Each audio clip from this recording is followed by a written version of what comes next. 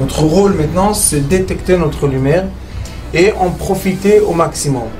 Et quand on a un plaisir ou un désir, la porte s'ouvre encore plus. Comprenez, c'est quoi la lumière? Lumière, amour. C'est pas important qui tu es, où tu es, comment tu es. Dieu t'aime.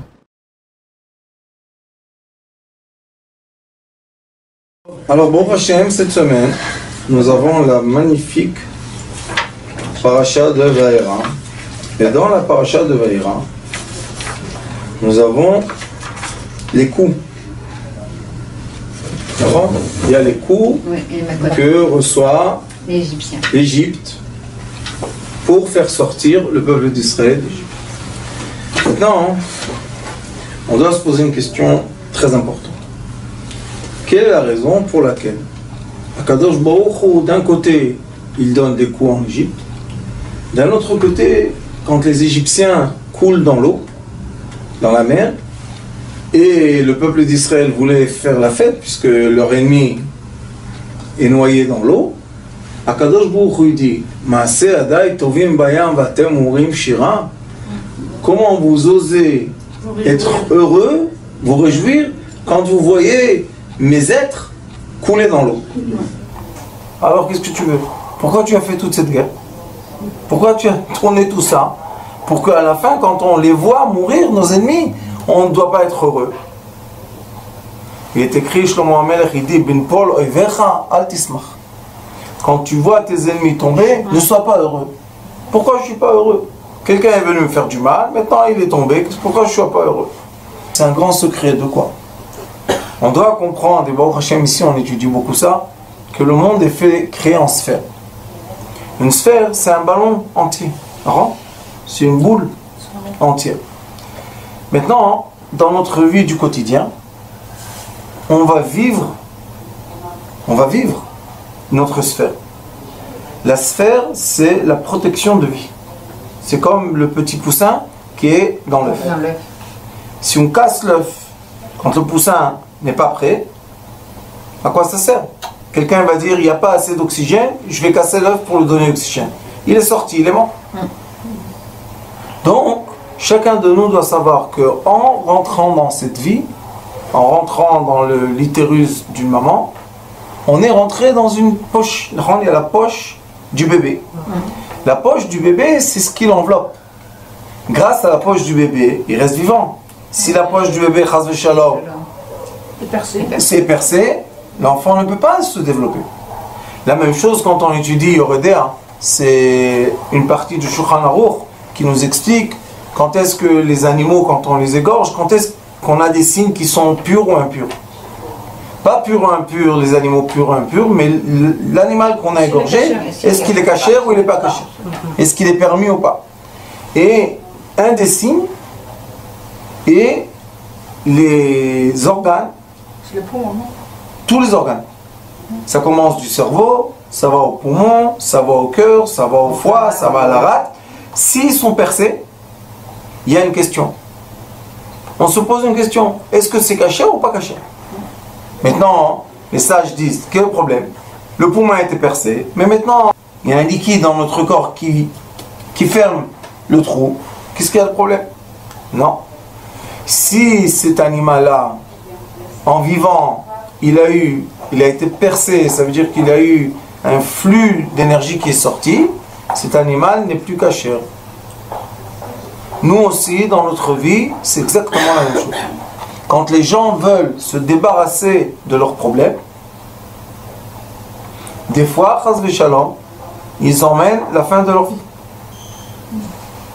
Une personne, il a des problèmes, vous savez qu'il y a des gens malheureusement qui perdent leur vie, ils disent je ne veux plus vivre, ils veulent se débarrasser des problèmes. Est-ce qu'ils se sont débarrassés des problèmes? Non, le problème est resté.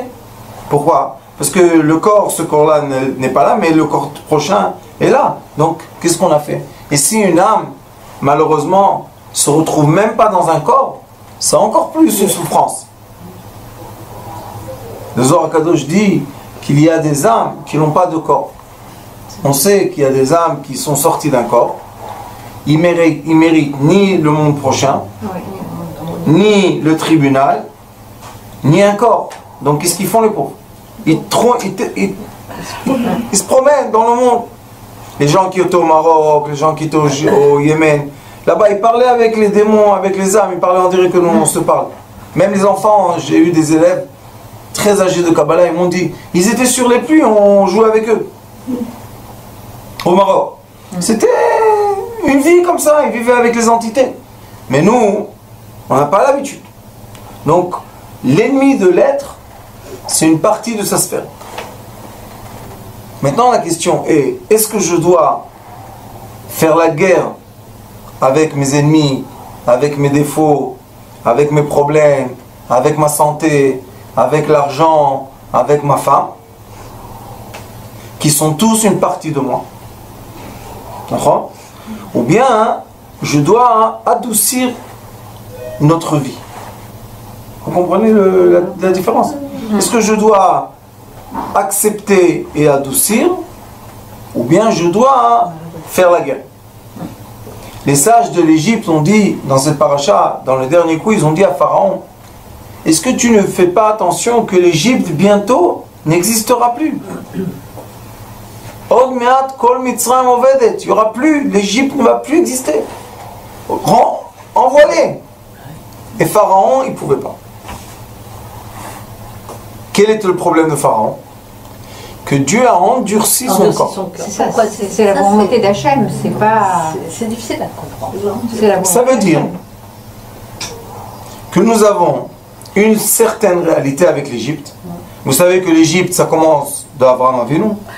Abraham est descendu avec Sarah. Après, Yitzhak voulait descendre en Égypte. Akadosh lui a dit non, tu n'as pas le droit de descendre. Après, Yaakov, Yosef est descendu. Après, Yaakov est descendu. Après ça, nous avons tout le peuple d'Israël qui vit avec l'Égypte, esclave. Et maintenant, on a la délivrance du peuple d'Israël qui sortent de la sphère qui s'appelle l'Égypte. Pourquoi l'Égypte et Israël sont un? Et Abraham Avinu, pourquoi c'est un? Abraham Avinu est né en Babylone. Yaakov, il est né où? Il est né à Hebron. Et le peuple d'Israël est né en Égypte. Donc nous avons Babylone, Jérusalem, Hebron et l'Égypte. Qu'est-ce qu'il y a entre eux? Les sages nous disent dans la Kabbalah que Babylone c'est le cerveau du monde, la tête. La terre d'Israël c'est le cœur. Et l'Égypte c'est l'intimité. Donc nous avons une sphère entière. Une des preuves est que quand on fait la bracha pour la pluie, on attend entre Simchat Torah, on attend 14 jours. Pourquoi? Pourquoi ils ont mesuré seulement 14 jours? Le temps qui prend à marcher à pied de Jérusalem à Babylone. Et pourquoi encore une fois Babylone? C'est la mesure. Pourquoi tu ne mesures pas marcher à pied en France? Marcher à pied, je ne sais pas moi, au Maroc. Ils sont tous reliés en terre, on peut marcher. Non, Babylone. Pourquoi? Tout le temps il y a une relation entre Babylone, Jérusalem et l'Égypte. Ça entier c'est une sphère. Tout ça, c'est une sphère. Maintenant, quand le peuple d'Israël, qui est tombé encore plus bas que l'intimité, il est tombé au pied du monde, ce peuple-là, maintenant, on doit commencer à grimper. Qu'est-ce qui se passe? C'est comme une femme qui doit accoucher. Alors, la femme, elle accouche par l'intimité. Donc, elle doit accoucher à une nouvelle sphère. Qu'est-ce qui s'est passé avec les enfants d'Israël? 49 jours. De la sortie d'Égypte jusqu'à quand qu'ils ont reçu la Torah? Où ils ont reçu? Dans le mont Sinaï qui est entre l'endroit du temple qui est Jérusalem et l'intimité qui est Égypte. Au milieu, ils ont reçu la Torah. Pourquoi? Pour former une nouvelle nation. C'est quoi une nouvelle nation? C'est un nouvel enfant. Ça veut dire que les enfants d'Israël, quand ils ont vu Égypte se noyer dans l'eau, c'est une image, ce que je vous dis. Quand ils ont vu Égypte se noyer dans l'eau, c'est comme un enfant, il est écrit, qui devient l'ennemi de sa mère. Pourquoi? Parce que quand il sort, lui, il s'en fout. Et il y a une halakha, si un enfant dans le ventre de la maman, il met en danger la mère, qu'est-ce qu'on prend comme décision? On tue l'enfant, on laisse la mère en vivant. Pourquoi? On n'a pas le droit de changer une vie en vie. Mais lui, l'enfant, quand il sort, il s'en fout. Il sort. Est-ce qu'il a le droit de rire? Est-ce qu'il a le droit d'être content que la mère a souffert? Non. La même chose ici. En effet, le peuple d'Israël était dans l'intimité. Il était en Égypte. Il est descendu dans l'endroit le plus bas. Et maintenant, quand il va remonter, il doit remercier l'Égypte. Puisqu'il est sorti avec l'or, avec l'argent, avec le chameau, avec les habits, avec les tissus. Ils sont sortis avec beaucoup de choses. Ah, pourquoi maintenant tu peux pas jouir ça? D'accord? Ouais. Donc, nous avons ici un enseignement de la Torah, du comportement, du remerciement. On est obligé d'être tous les jours, tout le temps, en remerciement de notre sphère. Et on sait bien que dans les techniques de conscience, on sait qu'une des techniques d'adoucir la sphère dans laquelle on vit, c'est de remercier ce qu'on a. Il y a un sage qui s'appelle le Malbim, et qui dit toujours, je vous dis ça, qu'il dit, quand est-ce qu'on reconnaît un des caractères qu'il faut travailler dessus? Quand le serpent sort du corps. Quand le serpent se dévoile, ça s'appelle le serpent, c'est quand le mauvais penchant se dévoile, alors je dois l'attraper et commencer à travailler mon mauvais penchant. Mais quand il ne se dévoile pas, je ne sais pas qu'il est là. Donc il existe en moi, bombe à retardement, mais je ne sais pas qu'il existe. Quand est-ce que je dois travailler? Quand je sais qu'il existe. C'est la même chose. Quand on rencontre dans notre vie un obstacle, ou bien on doit passer un moment qui n'est pas facile, on doit savoir que ce moment-là est venu nous enseigner quelque chose. On doit changer la perception du moment difficile. Pourquoi il est là? Et d'habitude, quand les gens, on les attaque, tout de suite ils rentrent en mode de guerre. Pourquoi je rentre en mode de guerre? Peut-être celui qui m'attaque pas vraiment. Peut-être seulement j'ai la perception qui m'attaque. Peut-être ce qu'il va faire, ça va être pour le bien. C'est pas peut-être, parce que tout ce que fait Akadosh Baruch Hu, c'est pour le bien. Donc, pourquoi moi, je commence à me comporter comme si que je suis dans une guerre? Et quand on se comporte en mode de guerre, on est en guerre. Alors, Akadosh Baruch Hu nous dit, et il dit aussi à Moshe Rabbeinu, ils disent, quand quelqu'un, son cœur est endurci, et vous voyez que on appelle Pharaon le cœur, ça veut dire Jérusalem, et on appelle le peuple d'Israël, les esclaves, c'est plus bas que l'intimité, c'est les pieds. Alors comment lui, Pharaon, il a pris la place du cœur? C'est une question ça. Pourquoi? Parce que Moshe et Pharaon, c'était la même âme. Dans toutes les générations, le bien et le mal se rencontrent. Le summum du bien va rencontrer le summum du mal. Et maintenant, on se pose une question. Le Noam Elimelech, déjà, il pose la question. Il dit, quand est-ce que le tzaddik rencontre le rachat? Qui doit remercier qui? Déjà, on ne parle pas de guerre. Et on ne parle pas de confrontation. Mais on parle de quoi? De remerciement. Maintenant, on va poser la question. Qui protège qui? Toujours l'obscurité enveloppe la lumière. Je vous ai montré la semaine dernière. Hein? Toujours l'obscurité enveloppe la lumière. Toujours. Pourquoi? Pour la protéger. Donc quand le mal rencontre le bien, qui doit remercier qui? Le bien doit remercier le mal ou le mal doit remercier le bien? Le bien doit remercier. La vérité est que le bien doit remercier le mal qui l'a enveloppé et qui l'a protégé. Mais tu dis comment il me protège, il me fait du mal. Parce que tu ne sais pas que si tu serais sorti de cet œuf, qu'est-ce qui t'attend dehors? La preuve, c'est que quand on perce une sphère, ce qui vit dans la sphère meurt. Maintenant, c'est une compréhension. La deuxième est que ce que moi, je pense qui est le mal, c'est parce que moi, je me cogne à ma limite. Comme une sphère, c'est un ballon plein, ça veut dire que quand j'ai rencontré le mal, ça veut dire que ma direction de vie est vers quoi? Je cogne ma sphère. Et quand je cogne la sphère, elle me fait du mal. Mais si je vivrais au milieu de la sphère, est-ce que j'aurai mal? Non. C'est la même sphère. C'est comme les gens, si quelqu'un veut, on m'a raconté une histoire, qu'un monsieur a dit à un autre, ils étaient dans l'avion. Alors il lui a dit, regarde comme c'est beau les nuages. Vous savez, l'avion il est au-delà du nuage. Il a dit, imagine-toi qu'on aurait pu, en rêve, mais imagine-toi un jour on aurait pu prendre l'avion, se poser sur le nuage, descendre de l'avion et balader sur le nuage, c'est tellement beau. Il dit, tu es fou, tu es retombé. Il dit, pourquoi? Peut-être un jour, ça sera possible. Mais si on sort de l'atmosphère et on veut sortir comme ça, sans sphère autour de nous, qu'est-ce qu'ils ont les cosmonautes? Ils ont une sphère aussi. D'accord? Si on sort sans sphère, en dehors de l'atmosphère, qu'est-ce qui va se passer? On va mourir, il n'y a pas d'oxygène là-bas. Non? Il n'y a pas d'oxygène, il y a la chaleur du soleil, on ne peut pas vivre là-bas. Donc, on doit comprendre que la sphère qui nous entoure, elle est là pour nous. Et quand on la voit ou on la sent, ça veut dire qu'on n'a pas la bonne direction. Il faut se remettre en question et changer de direction. Il y a beaucoup de gens dans le monde moderne qui disent aux autres, tu dois casser le plafond en verre que tu as au-dessus de ta tête. Tu dois aller au-delà de tes forces. Tu dois aller au-delà de tes capacités. Quel est le problème? Les gens s'engagent à des choses qui sont au-delà d'eux. Ils ont percé la sphère. Et maintenant, qu'est-ce qui se passe à la personne?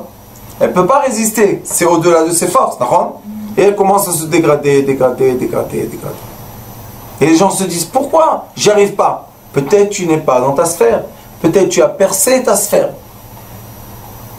Et c'est ce qui se passe avec le peuple d'Israël. Ils sont en train de sortir la délivrance d'Égypte.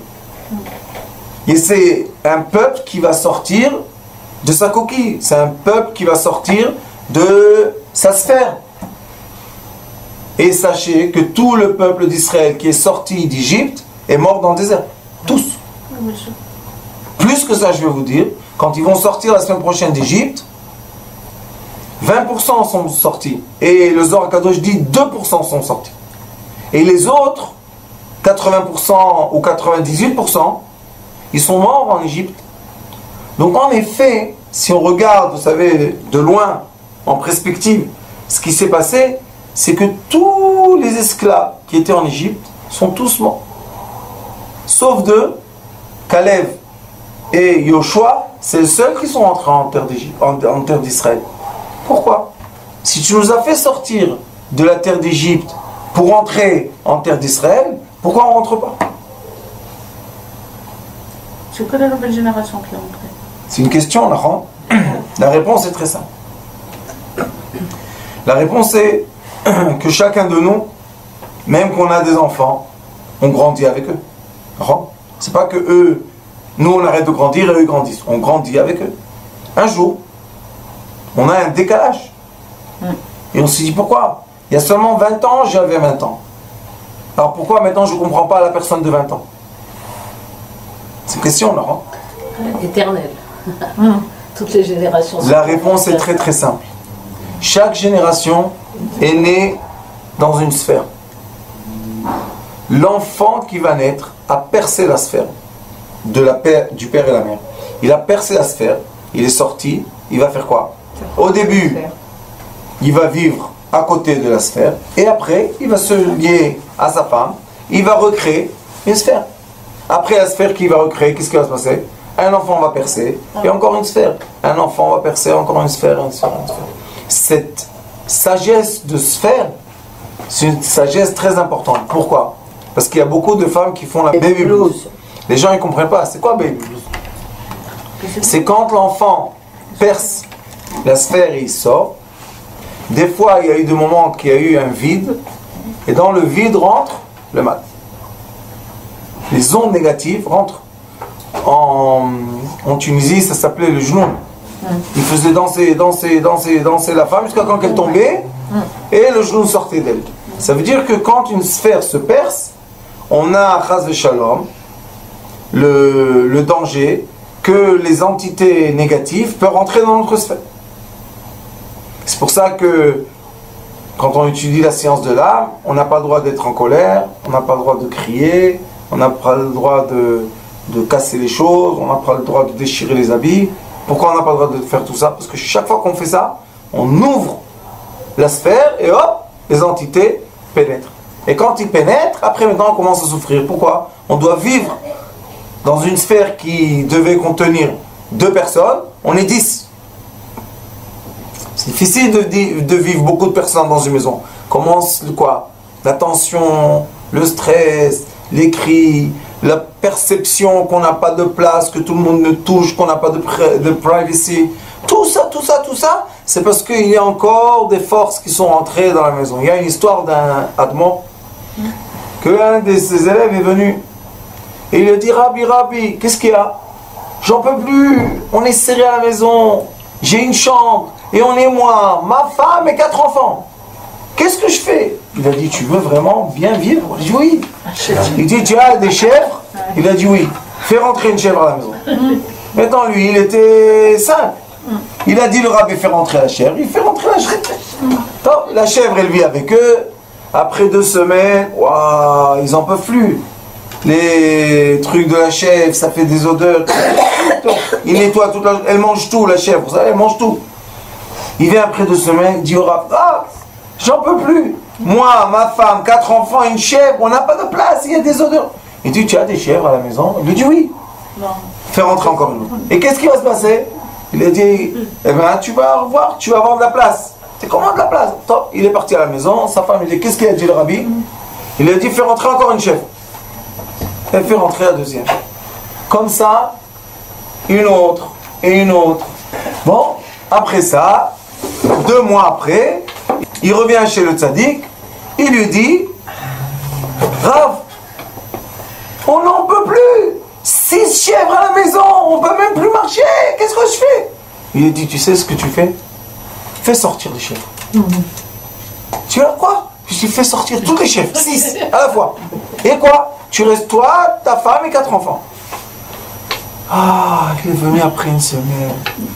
Oh Rabbi, quel sadique tu es! Ma femme, elle n'en peut plus! Elle t'a envoyé un gâteau! Merci de nous avoir délivrés! De quoi? Des chèvres, il y a de la place! Enfin, on s'est retrouvés! Tout le monde rigole. Mais quel est le problème, vous savez? On est inconscient de notre sphère dans laquelle on vit. Comment on enlève les chèvres? Je vais vous dire comment on enlève les chèvres. Quand on se contente de la sphère dans laquelle on est, et c'est pour ça que Shlomo HaMelech il a dit Ezo Ashir à sa mère Bechelko, qui est l'homme riche, c'est celui qui est content de ce qu'il a. Et le plus important, il faut mettre l'amour, Ardout. Il faut mettre l'union dans la maison. Pourquoi on a besoin d'union? Parce que quand on a l'union, les entités ne rentrent pas. Mais quand il y a les cris, les bagarres, les bêtises, les entités elles rentrent.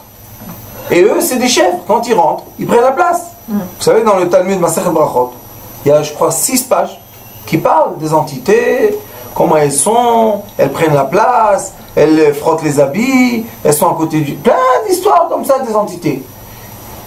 Et les sages disent, on vit avec eux, qu'est-ce qu'on peut faire? Je vais vous dire quelque chose qui va encore plus vous renforcer de comprendre pourquoi on est une sphère entière. Vous savez qu'est-ce qu'il y a dans le cœur depuis la naissance d'une personne jusqu'à l'âge de 13 ans? Il y a seulement le Yetzer Hara. Il y a un démon. À 13 ans ou à 12 ans pour les femmes, le bon penchant vient. Donc, le mauvais penchant, c'est lui qui a créé la sphère. Vous savez que le mauvais penchant, c'est lui qui nous gonfle. C'est lui qui nous donne la forme. C'est lui qui nous fait grandir. Normalement, à 13 ans, 14 ans, on doit avoir notre forme presque finale. Et maintenant, rentre le bon penchant. Qu'est-ce qu'il y avait en Égypte? Il y avait le peuple d'Israël esclave. Ils étaient envoûtés par une sphère qui s'appelle Domé, la ressemblance. Ils étaient tous contents. Tout d'un coup arrive quelqu'un, Moshe Rabbeinu, il leur dit, écoutez, maintenant on va percer la sphère. Et vous savez qu'est-ce qui s'est passé au début? Moshe Rabbeinu dit à Kadosh Baruch Hu, depuis que tu m'as fait rentrer en Égypte, lama erot al am hazeh, pourquoi tu fais du mal à ce peuple? Il a été puni pour ça. Moi, le créateur du monde, tu me dis que je fais du mal à mon peuple, à mes enfants, à moi. Non, je ne fais pas du mal. Mais tu vois que depuis, quelle était la perception du mal? C'est que Moshe Rabbeinu est venu à l'extérieur d'Égypte et il a percé la sphère. Et maintenant il est rentré. C'est sûr qu'il a déstabilisé le calme qu'il y avait dans la sphère. Le peuple d'Israël était calme.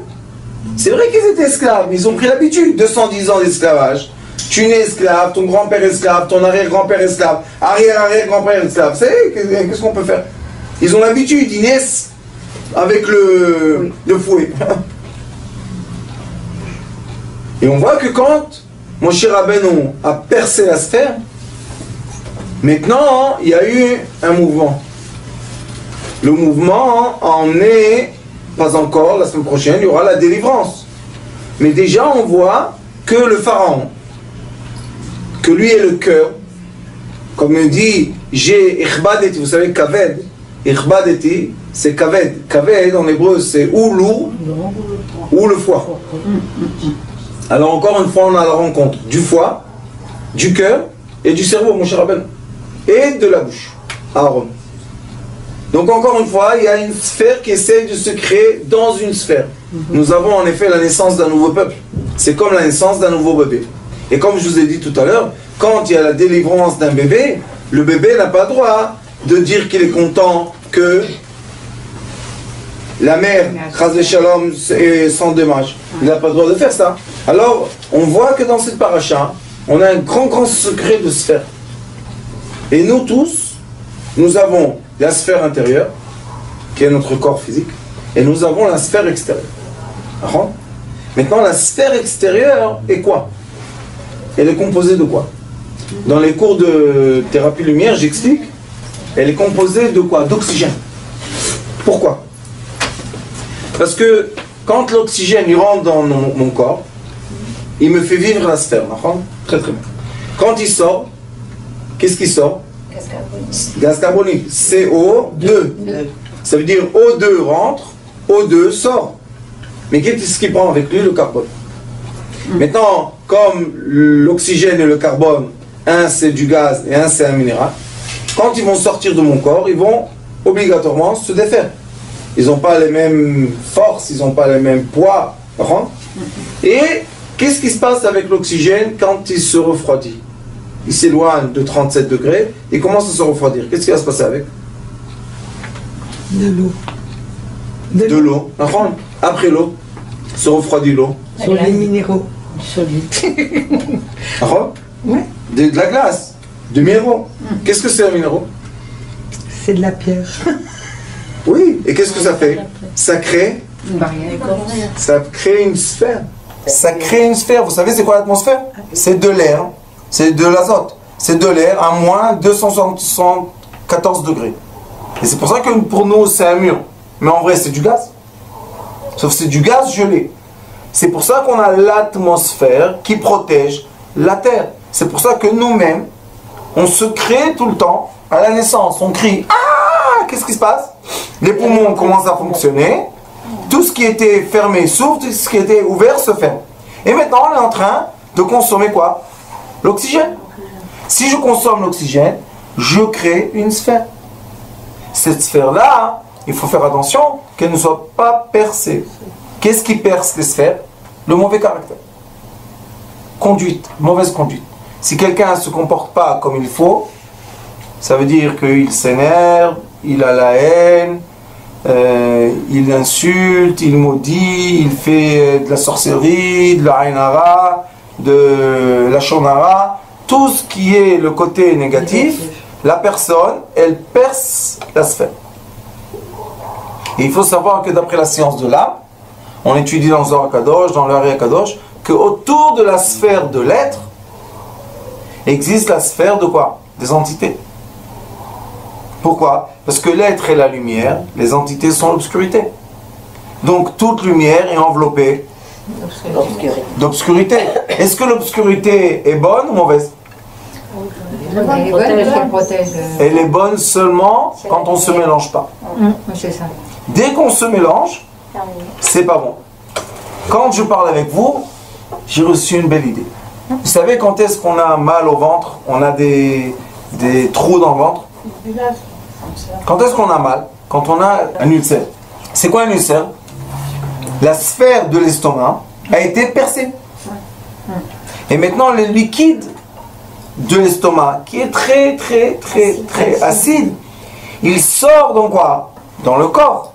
Pourquoi j'ai mal? C'est mon corps. Il n'est pas encore sorti dehors. Parce qu'il est sorti de sa sphère. Sa sphère est adaptée à son acidité. Mais l'autre sphère n'est pas adaptée à l'acidité. Exactement la même chose, on peut expliquer avec l'obscurité et la lumière. Nous, on est adapté à la vie dans l'atmosphère. C'est pour ça que quand ils veulent dire qu'il y a d'autres personnes qui vivent dans d'autres planètes, c'est très joli à dire, mais ce sont de la philosophie, c'est pas quelque chose qu'on peut expliquer. Pourquoi? Parce que notre planète est entourée d'une atmosphère. Les autres planètes, on n'a pas encore vu qu'ils sont entourés d'une atmosphère. C'est pour ça que seulement dans la sphère, il y a une présence de vie. Mais si on perce, imaginez-vous, Kras Veshalom, l'atmosphère se perce, mais pas petit, un grand trou. Qu'est-ce qui va se passer sur Terre, vous savez?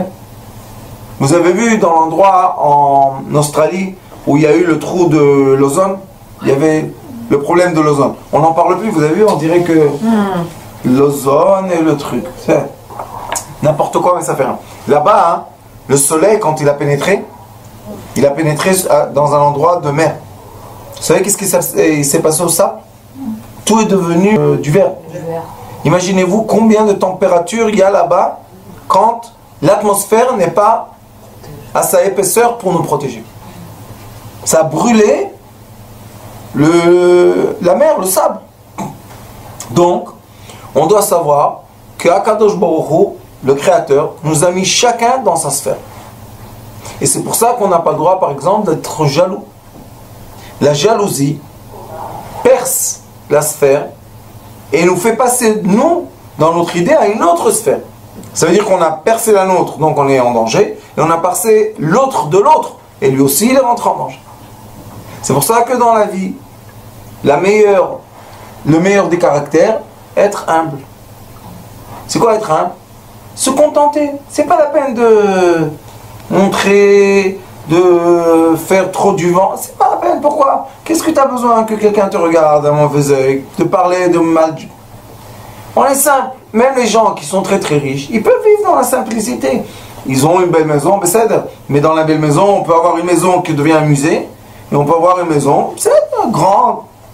Mais il ne faut pas trop exagérer non plus. Il faut être modeste. C'est ça, modestie. Il faut être modeste. Et quand on est modeste, Baruch Hashem, personne cherche notre sphère. Et si personne cherche notre sphère, elle n'est pas percée et on n'est pas tréfa. Vous savez c'est quoi tréfa? Je vous ai dit au début du cours. C'est quand l'animal est interdit à manger. Taref. Le taref, c'est quand il y a une sphère percée. Je leur ai dit au début du cours, le cerveau, le cœur, les poumons, le foie, la rate, quand ils sont percés, on n'a pas le droit de manger tout l'animal. Nous, la même chose.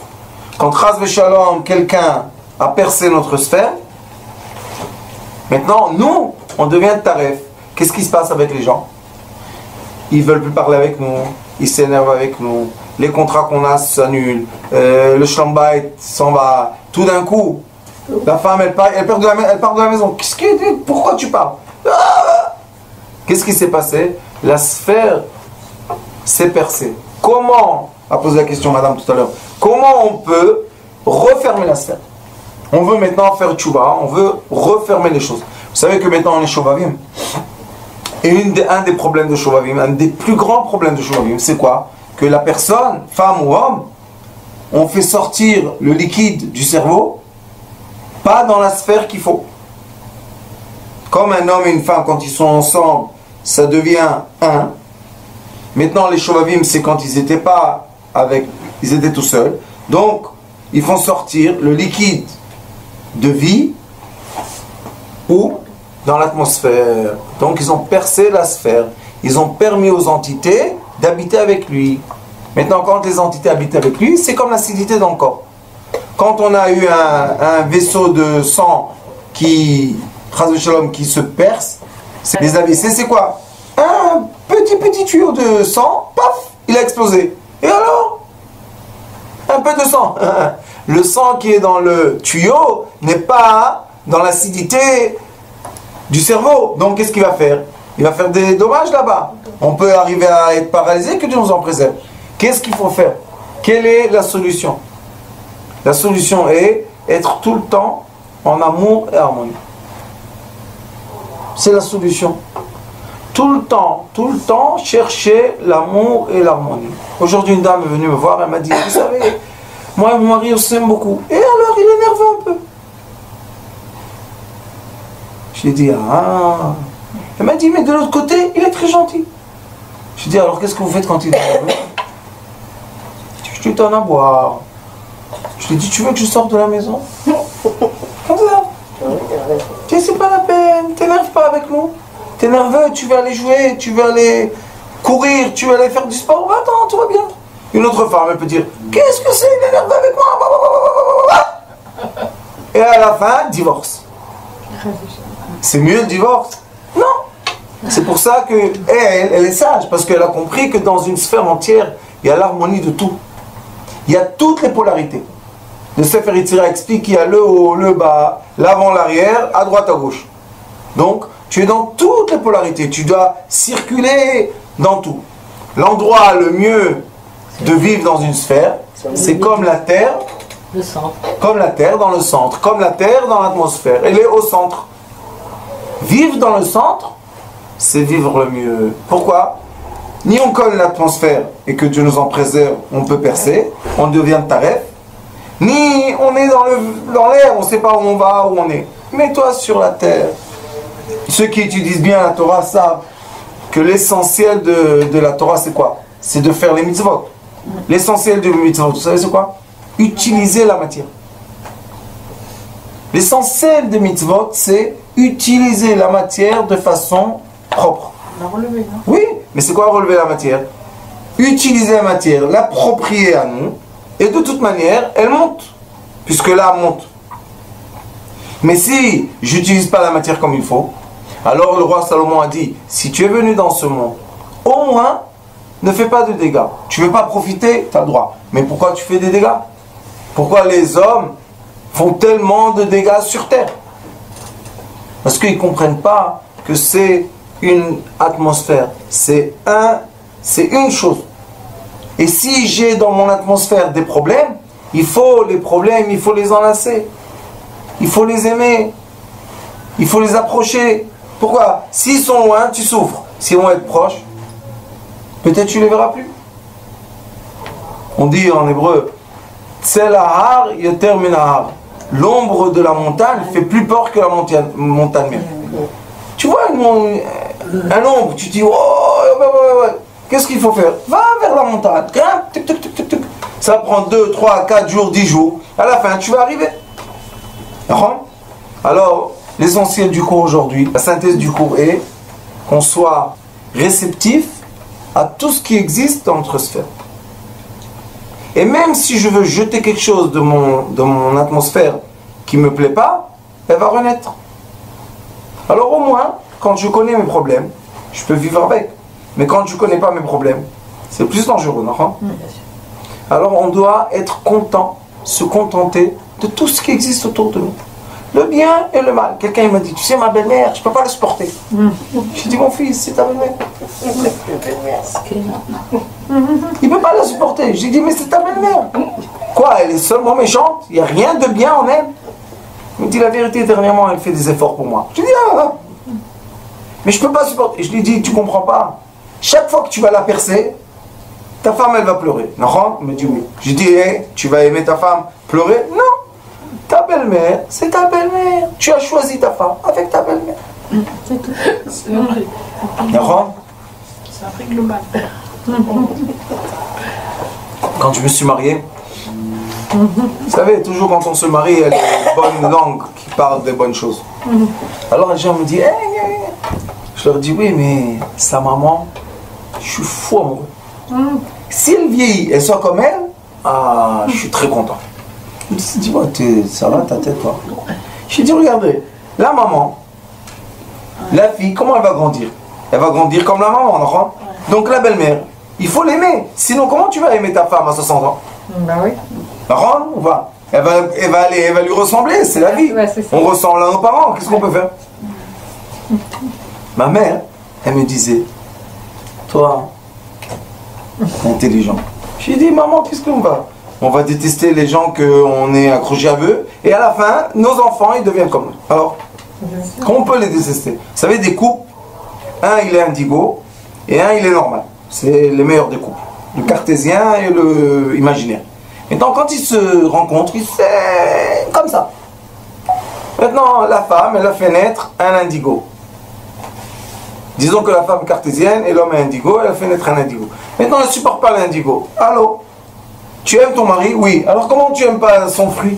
Bah oui. Ah, lui, je le supporte. Mais lui, je ne peux pas le supporter. La vérité est que tu ne supportes pas ton mari non plus. Rends-nous le mari avec l'enfant.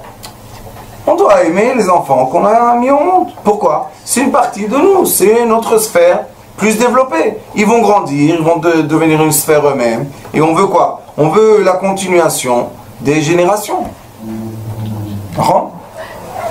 Alors, Bezrat Hashem, j'espère que, bon, Hashem, mes frères indigo et mes frères cartésiens comprennent que seulement ensemble forment une sphère entière. Et quand la sphère est en entier, on peut profiter du monde. C'est ça le but.